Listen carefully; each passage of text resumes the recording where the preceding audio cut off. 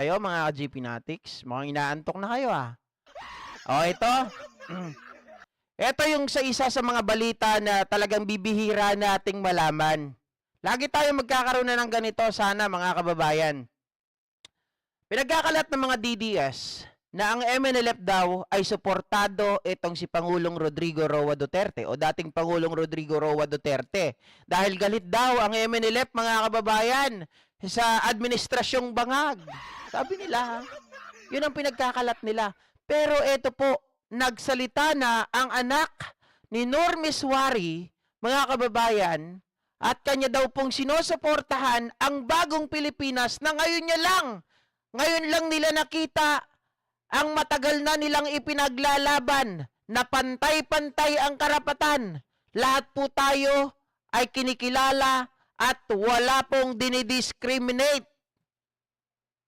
Halina't panoorin natin, mga ka-GP Natics, ang pahayag po ng anak ni Nur Miswari. Sa MNLF. Alhamdulillahi Rabbil Alamin. Wassalatu wassalamu ala ashrafil mursalin. Sayyidina Muhammad wa ala alihi wa sahbihi ajma'in. Thumma amma ba'd. Assalamualaikum warahmatullahi ta'ala wabarakatuh. Siguro yung mga magagandang salita na sabi ng nakauna nagsalita sa akin, hindi na yung madagdagan. Pero dahil nabigyan po tayo ng kunting panahon magbigay ng mensahe on behalf ni Chairman Nur Miswari, nang masabi ng namin dito sa MNLF. Ang MNLF, when they started to fight for self-determination many years ago, hindi yon for a reason na hilig nila yon, pero for a dream na magbago ang bansa natin. Mayroon tayong bagong Pilipinas. Pilipinas, may hustisya sa lahat. Naku po, iiyak na naman ang mga DDS. Tama po yung sinabi ng anak ni Chairman Nur Miswari Sila daw dati, papaliwanag ko lang, na nakikipaglaban lagi sa bundok. Mga kababayan, marahas ang mga nangyayari noon. Pero hindi daw ito yung hilig nila dahil gusto lamang nila na makuha po yung hustisya. Okay? Now, mga kababayan, may bagong Pilipinas tayo. Ano ba yung bagong Pilipinas? Ito po yung adhikain ng administrasyon ngayon. Hindi naman pwedeng sabihin bagong Pilipinas, adhikain ng mga Duterte. 'Di ba? Hindi ganon. Sa atin to. Bagong Pilipinas, adhikain, ito po ang gusto ng ating administrasyon. Pagbabago.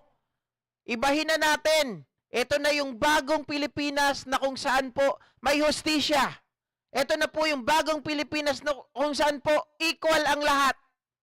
Hindi po nila sinabi, mga kababayan, na dating Pilipinas. Hindi rin sinabi ng anak ni Nur Miswari na kami po ay saludo kay Duterte. Taliwas sa mga pinagkakalat ng mga DDS, mga jologs. Bagong Pilipinas Pareho-pareho tayo, regardless of our religion. Katoliko man tayo, Protestant, Muslim, or mga Highlanders, pareho-pareho tayo. Hold on.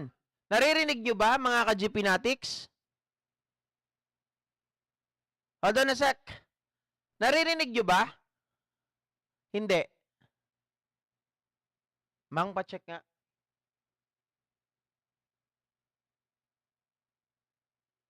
Okay, naririnig nyo. Type 1, mga kababayan, baka hindi.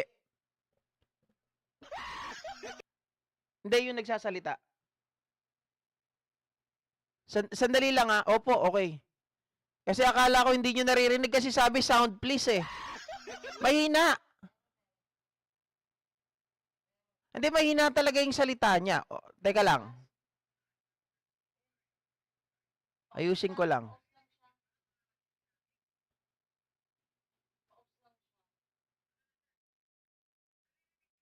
Ayan.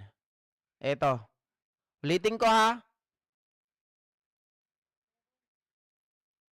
Alhamdulillahi Rabbil Alamin. Wassalatu wassalamu ala ashrafil mursalin. Sayyidina Muhammad wa ala alihi wa sahbihi ajma'in. Thumma amma ba'd. Assalamualaikum warahmatullahi ta'ala wabarakatuh. Siguro yung mga magagandang salita na sabi ng nakauna nagsalita sa akin, hindi na yung madagdagan. Pero dahil nabigyan po tayo ng konting panahon magbigay ng mensahe on behalf ni Chairman Nur Miswari, na ang masabi ng namin dito sa MNLF. Ang MNLF, when they started to fight for self-determination many years ago, hindi yon for a reason na hilig nila yon, pero for a dream na magbago ang bansa natin. Mayroon tayong bagong Pilipinas. Pilipinas, may hustisya sa lahat. Pareho-pareho tayo, regardless of our religion. Katoliko man tayo, Protestant, Muslim, or mga Highlanders, pareho-pareho tayo. We have difference of opinion, pero we share the same land. We have to protect this nation as one. Yan ang pinaglaban ng MNLF dati-rati pa. So ngayon, nakikita po natin sa bisyo ng Pangulo natin at sa gobyerno ngayon is bagong Pilipinas. Yan ang nag-react sa puso ng mga karamihan ng mga MNLF. Ito na ang pinaglaban natin, na walang discrimination. We want a nation strong, solid, nagkakaisa po tayo. Nagrespeto tayo sa tradisyon ng bawat isa. Walang mababa, walang mataas. Yan ang bagong Pilipinas. Nagkaisa, nagmamahalan po tayo. Strong within, strong against foes natin sa labas. Kasi, as said, united we stand, divided we fall. Diba? So, yan kami sa MNLF. Yan ang mensahe ni Chairman Nur Miswari para sa atin lahat. Bagong Pilipinas ay Pilipinas para sa atin lahat. Yan lang. Hindi ko na madagdagan siguro. Maraming salamat sa inyo lahat. Naku po. Thank you, Vice. Ay, naku. DDS left the earth. Anong sinasabi ninyo ang MNLF kakalabanin ang administrasyon ni Pangulo? Ito ang liwaliwanag, mga kababayan. Sila ay solid na nasa likod ni Pangulong Bongbong Marcos. Sila po ay hanga, ang kanilang hinahanap, ang kanilang pinaglalaban. Sabi, sa wakas, ngayon lang namin natagpuan, pare-parehas, pantay-pantay, walang maliit, walang malaki, walang mahirap, walang mayaman. Diba? May hustisya, mga ka-GPnatics. Very well said, sir, ha? Maraming salamat, sampal po ito sa katotohanan sa mga DDS po na mapanira. At na ginagamit pa po kayo para i-divide po ang ating administrasyon at ang inyo po, mga kababayan, na MNLF. Diba? Member ng Moro National Liberation Front.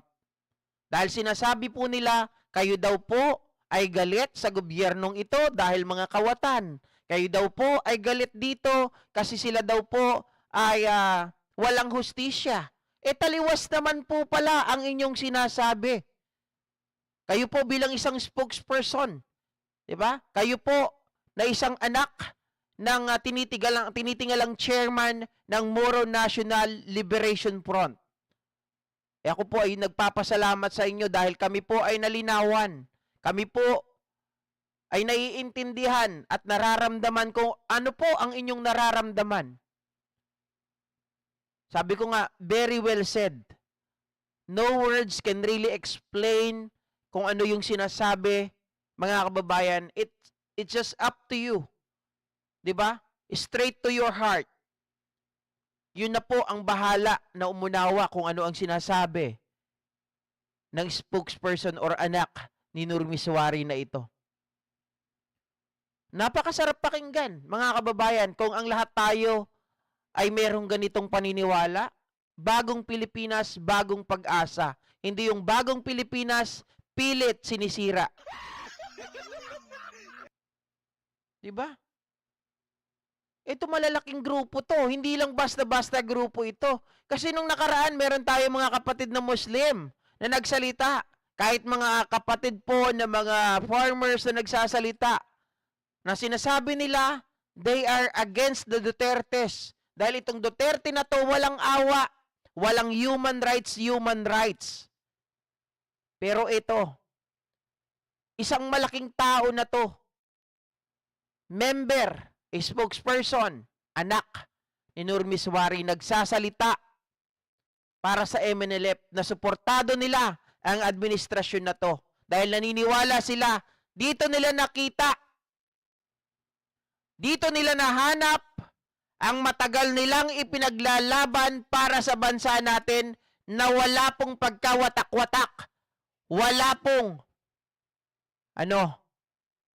nagpapabayaan. Nakita nyo naman, kaya nga kinaiinggitan. Alam nyo mga kababayan, kahit ako po ayaw ko ng ayuda. Hindi po ako nagsasubscribe sa ayuda. Pero, pinipilit ko pa rin, or mas gugustuhin ko pa rin, yung natitikman natin, nararamdaman ng taong bayan, na tayo ay inaangat, isinasama sa paglago ng bansa na to, hindi kagaya ng mga nakaraan na ang kanilang bulsa lang ang pinapalaki at pinaparami ang laman. Di ba? Oh.